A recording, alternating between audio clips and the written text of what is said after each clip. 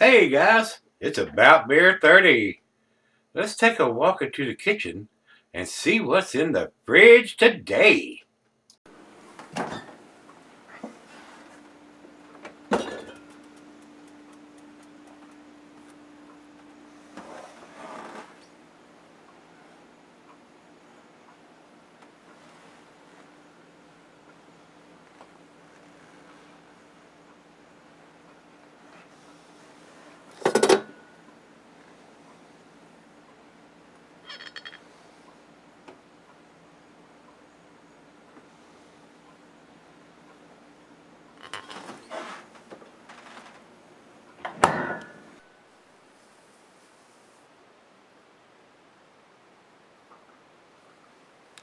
Hello everybody, welcome to Gregsbeerreviews. Today I do appreciate you stopping by.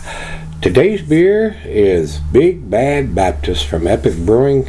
These guys are out in Utah, and guys, I've done this beer at least 4 times, I know for a fact, and I've done the bourbon barrel version before. They release this beer, I would think, at least every year, if not 2 or 3 times a year. This is release number 28, and they're well over 100 different releases on this beer. So I'm thinking that they probably do it 2 or 3 times, maybe even more than that a year. I don't know how often they brew it. He's telling me this was sent to me by my brother Nate. He says it was brewed on 9/9 of 2013, and it was bottled on 11/29 of 2014, and today is February the 13th of 2019. So this one's been in the bottle for a while and being brewed and bottled between 9/13 and 11/29. That's over a year difference there. So I don't know what kind of barrels that they put this in. Yep, it says whiskey barrels right on the front. Stout with cocoa nibs and coffee added and aged in whiskey barrels. So this one being put in 2014 and coffee. I don't know if the coffee's going to hold up on this or not. The coffee may be faded out by now. And he's telling me there were too many malts to list, and the hops were Nugget, Chinook, and Cascade on this particular beer. So Nate, finally getting around to doing this one. This is a 9.9%er, and the ABV varies from batch to batch. It's all over the place, guys, from 9 all the way up to 11. It's all over the place, depending on the batch, or depending on what the ABV is. And usually they have a little place right here, and it tells you the release and the alcohol. And that's what it says on this. Release 28, 9.9% alcohol.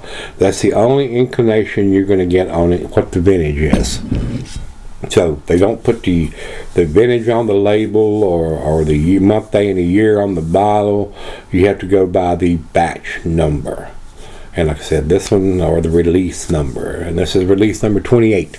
So we're going to get on with this one. Let's jump over to Untapped, if there's anything else we need to talk about. Nope. And I've actually got release number 28. Untapped differentiates between different releases, and I'm looking at the release number 28, 9.9% ABV. So let's get it on. Let's see what we got here, guys. We're pulling all these big beers out of the cellaring fridge and now the closets. Whoop, I didn't get any hiss at all. I hope it's not flat. With my heart problems and eye problems and everything, I haven't got any beer mail recently. So let's go straight down the center here, guys. This thing doesn't have hardly any carbonation at all. Alright, that super aggressive pour, we got about a finger of head on that. I don't think it's flat, but we got zero hiss from opening it up. Over to the light, there is none, guys. It is pitch black. A good looking beer, a good looking representation of what an Imperial Stout, especially a barrel aged Imperial Stout, is. But being brewed in 2013, and here we're in 2019, that's quite a few years. And bottled in 2014, and it's 2019. been in the bottle for a long time too. So let's get it to the nose, see what we can smell. Rich roasted malt. Little bit of barrel aging whiskey barrels in there. A little bit of molasses. Hints of some chocolate, maybe some caramel and toffee in there. Not getting a big dark fruit, but it's chilled right out of the fridge, so those may come out and they may not. Not getting any coffee on the nose, guys. It does have a great smell. I mean, I really like this version, the Big Bad, if I could say it, Big Bad Baptist series that they do. I think they're very tasty. I think they're reasonably priced, even though most of the ones that I have reviewed have been sent to me. I'm not even sure that I can get these beers here anymore. They may have been available at one time, and they may still be available. I'm not sure. I haven't looked for them lately. So, well, the head is basically dissipated completely with the little that we did get. So let's give it a taste and see what we got. Cheers, everybody. Cheers, Nate. Hope you're doing well.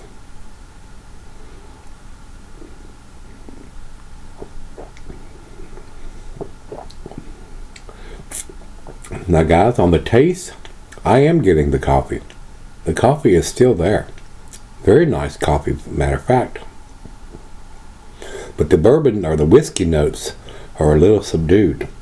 I mean, if they brewed this and they bottled it over, no, I'm sorry. I thought it was 11/29/14. It's January 29/14. So if they brewed it 9/9/13 and they bottled it in 1/29/14, it didn't stay in the barrels very long. I mean, they need to put it in the barrels and first run barrels. And what I mean by first run, barrels that have never had beer in them before. So this one is a little lackluster in the whiskey notes. They didn't leave it in there long enough. I mean, you got to leave it in more than a month or 2 or 3. I mean, some beers are barrel aged for several years. So if you're expecting big whiskey notes and you have the release number 28, you're probably going to be disappointed.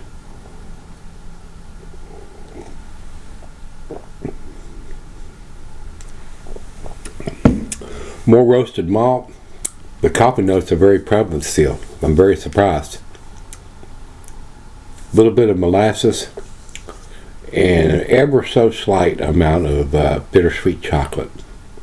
But anyway, it's right out of the fridge. We're going to sip on it for a while and see what we end up with. Let it come up to room temperature and see if I can get any more aromas or flavors out of it by then. So, and we're going to pour her some, the rest in that bottle, and I'll be right back.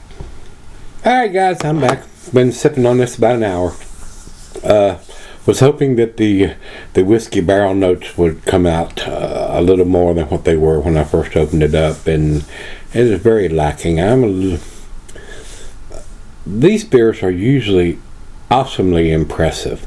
But this one, to me, number 28, batch number 28, is just a little less than what I was expecting. I don't think it's a 10 beer, guys. I really don't. I was expecting more from it than I'm getting, but seeing that it was brewed on 9/9/13 and they bottled it on January 29/14, I mean, if they brewed it on 9/9, they're going to the brewing process is going to be done within a week or 2, and they didn't leave it in the barrels long enough. I mean, if it was brewed bottled a couple months after it was brewed, they were expecting a whole lot more flavors out of those barrels than what is actually in the bottle. So I don't want to say I'm disappointed. I'm a little surprised, but now that they've got over, like I think I've seen 114 or 105 batch number 114, 115 out now. So they're brewing this multiple times a year. So I'm concerned that they're not putting this beer in fresh barrels, first run barrels that's never had beer in them before. So that would be a bad thing, because it would be probably what I am seeing here. But I don't know that for sure, guys. I don't have that information. They may be putting me in first run barrels, and they may not. Whichever the case may be, they're not leaving it in there long enough to get those whiskey barrel notes. Now, I'm getting the roasted malt. I am getting coffee. I am getting a hint of vanilla and coconut from the barrels. But I'm not getting a lot of whiskey notes. So, yeah, it is what it is, and it's just my opinion. So, final chug.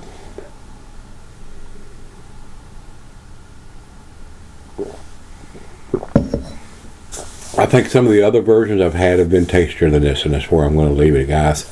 To me, it's an A-. That's where I'm going to put it. 90 for me on this one. Over to Beer Advocate. Beer Advocate says 4.36. That's in their solid A category. So my number is a little less than what these guys are saying.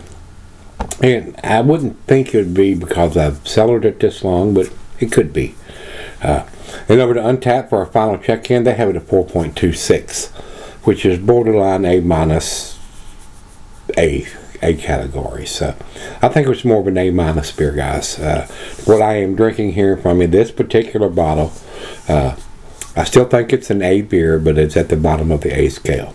So with that being said, once again, Nate, my brother, I do appreciate you sending this to me. We finally got around to doing it, and I'm hoping I didn't keep it too long where I'm not getting those whiskey notes, but I'm not aware of those notes fading that much.